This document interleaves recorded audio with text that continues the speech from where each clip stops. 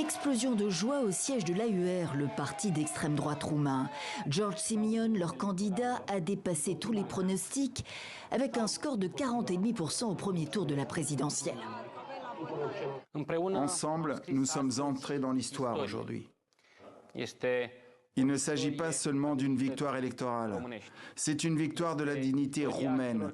C'est la victoire de ceux qui n'ont pas perdu espoir, de ceux qui croient encore à la Roumanie, un pays libre, respecté et souverain.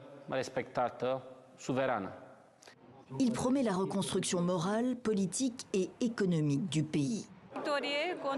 C'est une victoire contre le système. On est content qu'il soit tombé. On veut se débarrasser de ce système malade.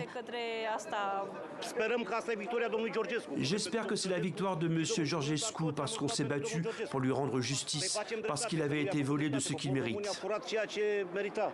Un vote anti-européen et nationaliste qui se confirme donc 5 mois après l'annulation du scrutin par la Cour constitutionnelle pour soupçon d'ingérence russe.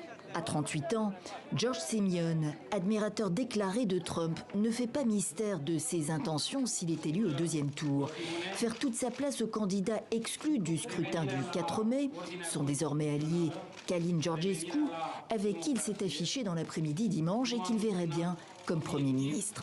Mais pour cela, il lui faut donc vaincre le candidat centriste Nicu Sordan, maire de Bucarest, arrivé deuxième avec près de 21% des voix. Le second tour sera difficile avec le candidat isolationniste. Il ne s'agit pas d'un choix entre des personnes, mais d'un débat entre une orientation pro-occidentale et anti-occidentale pour la Roumanie. Le maire centriste de Bucarest devrait pouvoir compter sur les voix d'un autre centriste, Crin Antonescu, arrivé troisième au coude à coude. Mais le deuxième tour pourrait réserver des surprises après une campagne marquée par de virulentes accusations et des coups bas.